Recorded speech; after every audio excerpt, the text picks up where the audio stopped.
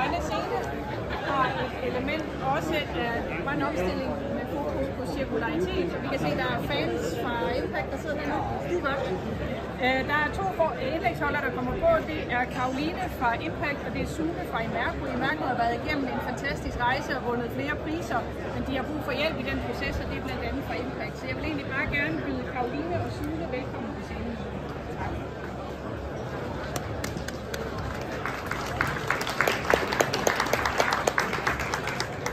Hej, mit navn er som sagt Caroline.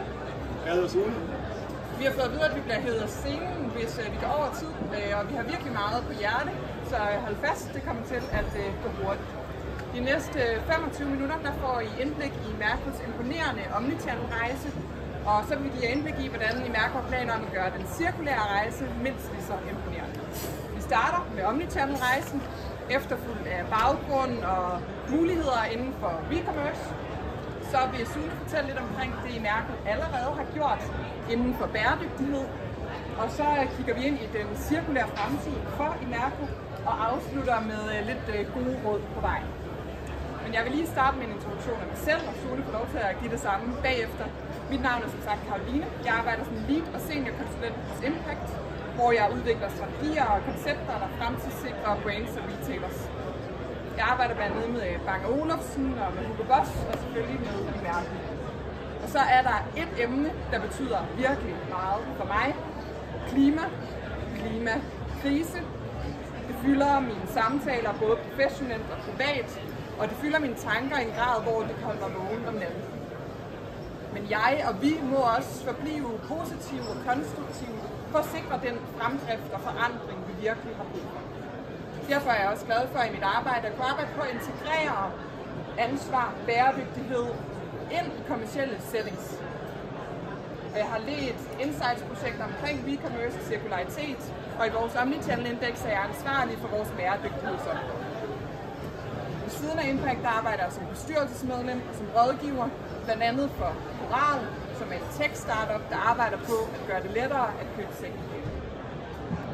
Og så kommer jeg som sagt fra Impact. Jeg har 450 fantastiske kollegaer på tværs af 7 lokationer, og i dag er vi Europas største selvstændigt eget konsulenthus inden for vores felt.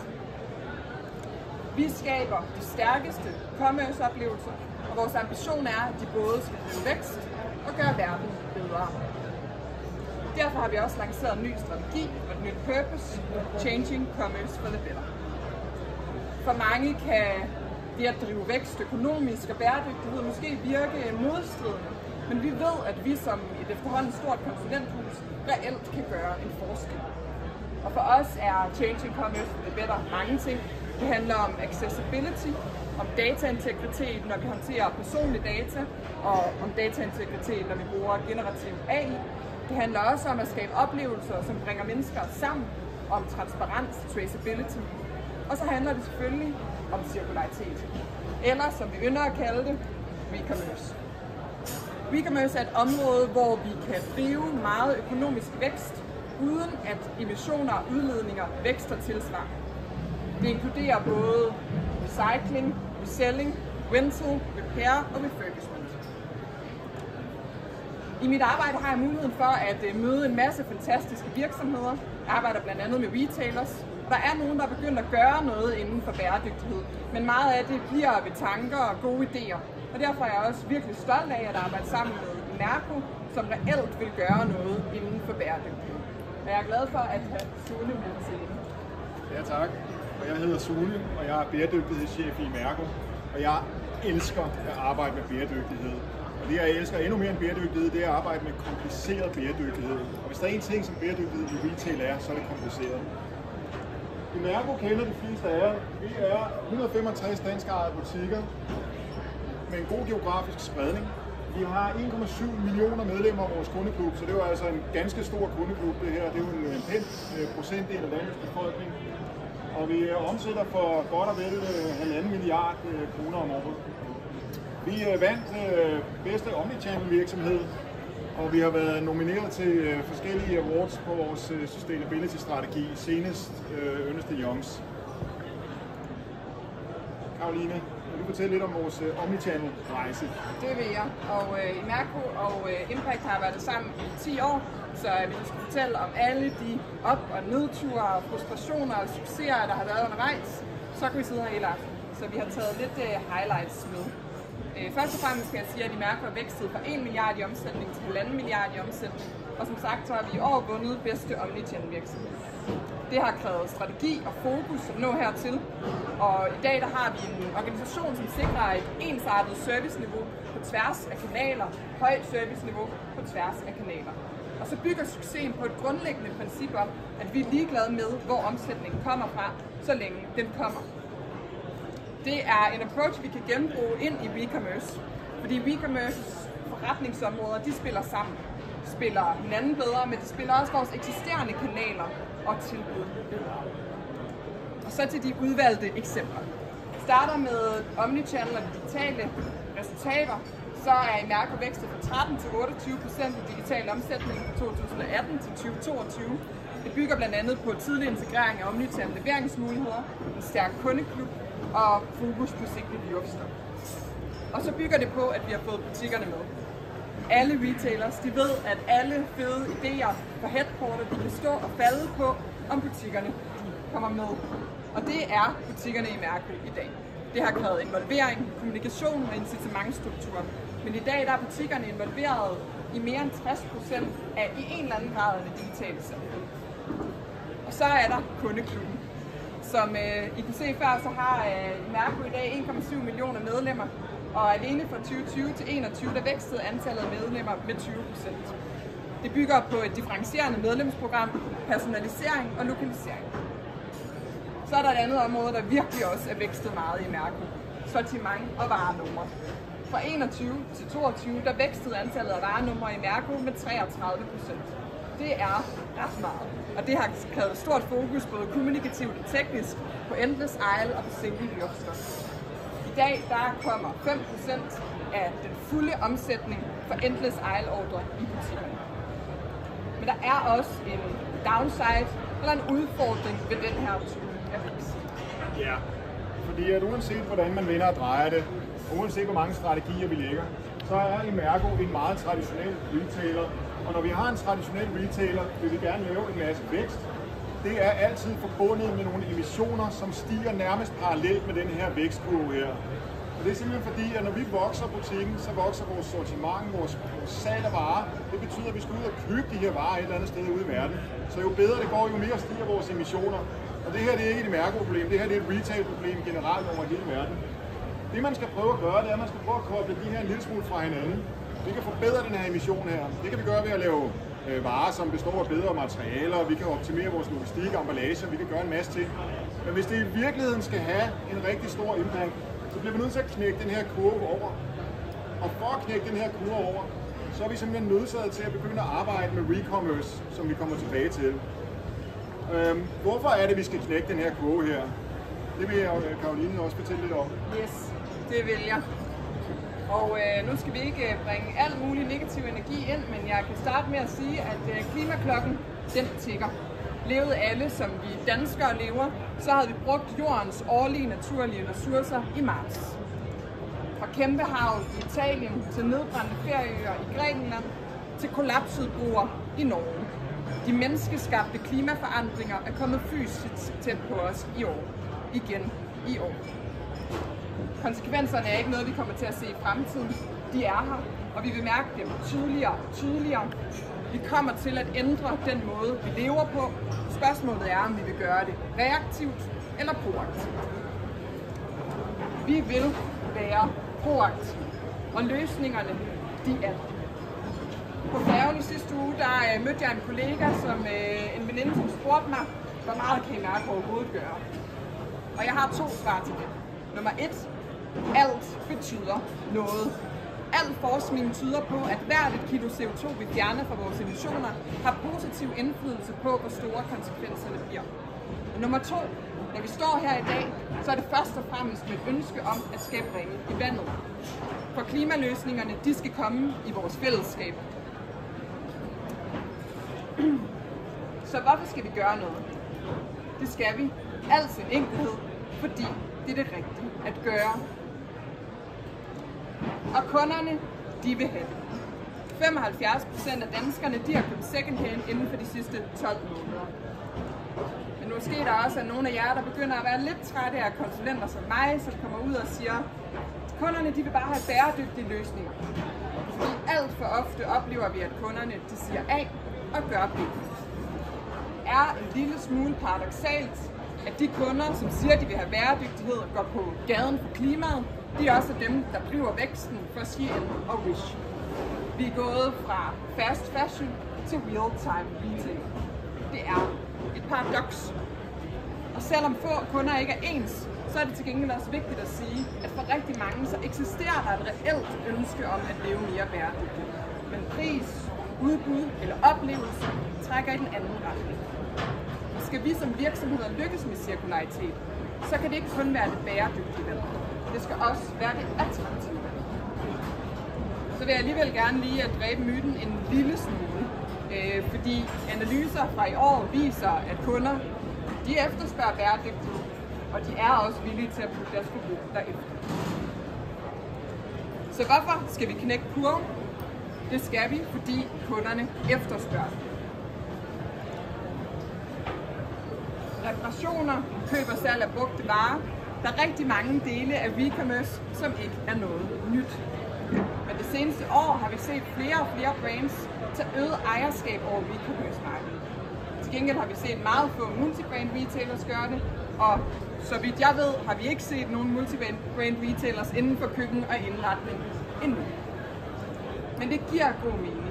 Kigger vi på den forecastede vækst, så forventes det globale e-commerce-marked at vækste med 60% fra 2022 til 2025. Så hvorfor skal vi knække kurven? Det skal vi, fordi der er forretning at hente. Lad os lige uddybe det en lille smule. For når vi går ind i e-commerce, så er det selvfølgelig med ønsket om at bygge en økonomisk bæredygtig forretning med omsætning og med profitabilitet, men vi bliver nødt til at se holistisk på det. Rigtig mange kunder køber i dag second hand som det første sted, de går hen, og de vil have cirkulære løsninger. Så ved at integrere e-commerce ind i vores økosystem, kan vi få kunderne ombord skabe loyalitet, få data og indsigter, både på adfærd, men også på, hvad for nogle produkter, der er efterspurgte på gensalgsmarkedet. Så hvorfor skal vi gøre noget, Sune? Ja, det skal vi jo altså, fordi at det er det rigtige at gøre. Kunderne efterspørger det, der er forretninger henne, det vil jeg forklare lidt om her. Bæredygtighed i Mærko handler jo om for os at forsøge at få den her kurve ned i nærheden af de her ideelle emissioner. Og det gør vi på flere forskellige måder. Noget af det første, vi kaster os over, det er at kigge på de varer, vi sælger. Vores data fortæller os, at det er der er den største kilde til vores emissioner. Det er helt afgjort vores varetryk. Så når vi tager sådan nogle varer som dem her, som vi tilfældigvis også har til salg her til jul, så har vi genbrugsaluminium hele vejen igennem. Vi har kigget på forsyningskæden, vi har kigget på det hele. Vi forsøger at nudge kunder over i at købe den her slags varer, som kan hjælpe os med at flade den her kurve ud. Vi indgår også partnerskaber med mange af vores underleverandører. Det her det er jo navne, som de fleste af jer kender. De fylder også noget ude i vores butikker. Det er vigtigt, at man sætter sig sammen og rykker tæt i bussen på det her. Vi kan ikke gøre det alene. Vores private label, som er det, jeg drejer på heroppe, det udgør kun en procentdel af forretningen. Så vi skal have dem her med. Så der er altså en masse, hvad kan man kalde det, politisk arbejde også her. Og til sidst har vi jo vores drift her i Danmark. Det er jo måske ikke den største regning, vi har på vores baseline. Men det er jo altså vigtigt, at vi også kigger på, at når vi skal drive vores butikker, og vi skal køre vores firmabiler, og vi skal gøre alle de ting, der får Mærko til at fungere, så skal vi altså have gjort noget. Og her der har vi blandt andet bygget et solcelleanlæg uden for Odense, som jo sætter stikket i næste år. I Mærko igen er til at starte med en ganske simpel byt-til-nyt-kampagne, hvor man kan komme ned med sine gamle ting og få det byttet til noget, som er fremstillet af bedre materialer helst. Men i Mærko igen er jo altså en trojansk hest, der skal føre os ind i det her e-commerce-univers her. Men vi kan ikke gøre det hele på én gang. Vi bliver nødt til at spise elefanten i bidder. Hvis vi tager alle de ting, vi gerne vil med e-commerce, alle 5 punkter, og det hele, og platformen det hele, og kaster det ned igennem vores organisation, så går folk kolde på det fra start af. Man bliver nødt til at få alle folk med. Vi bliver nødt til at kunne klare det, så det skal være step by step by step by step. Det kan selvfølgelig godt være lidt frustrerende, når man gerne vil det hele på en gang, men for at det bliver en succes det her, så skal vi have de her forskellige spil med. Så Så det vi har gjort, det er, at vi har startet ud som et pilotprojekt, hvor vi har isoleret os i et distrikt med 18 butikker i 3 måneder. Og det pilotprojekt har givet os en masse learnings. Blandt andet, og det her det er enormt vigtigt, at det er blevet vel modtaget af vores kunder, det er selvfølgelig det er meget rart, men ikke mindst også vores personale. Vores personale er dem, der er aller vigtigst i det her. Vi har dem ude og skal have kontakt med de her kunder her. Det er dem, der tager imod, det er dem, der skal sælge denne her tjeneste her i første led, som de allerførste. Så det er enormt vigtigt, at man har dem med. Vi har haft en fin omsætningsvækst på baggrund af det her projekt her, det er jo også dejligt selvfølgelig. Vi har indsamlet over 1 ton, og jeg kan sige, hvor meget det er. Det er ret meget, når man tænker på, hvor få butikker det er. Så har det demonstreret, at de mærker igen i den light-form, som vi starter med. Det faktisk er at flyve selv og skabe et overskud. Og så til sidst, så har det jo pushet nogle kunder over i at købe nogle af de her ting, som vi gerne vil sælge dem, set med de grønne briller, som er ting, der er fremstillet bedre og mere bæredygtigt. Så hvad er det, vi vil gøre med Imerco igen på sigt? Vi vil integrere det her omnichannel, som vi er så sindssygt gode til med WeCommerce. Og det skal altså bygge en forretningsmodel.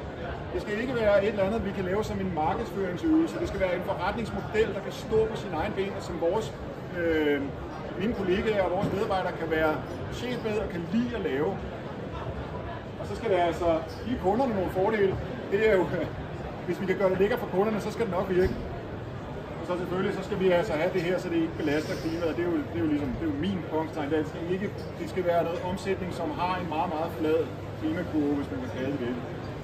Så på sigt, vi skal have skabt noget bevidsthed omkring cirkularitet, og vi skal være en af de virksomheder, som ikke bare snakker om det, som rent faktisk gør det, som rent faktisk har et eller andet håndgribeligt ude i butikken, hvor man kan smage det her, men den går sgu ind i et cirkulært kredsløb, den her.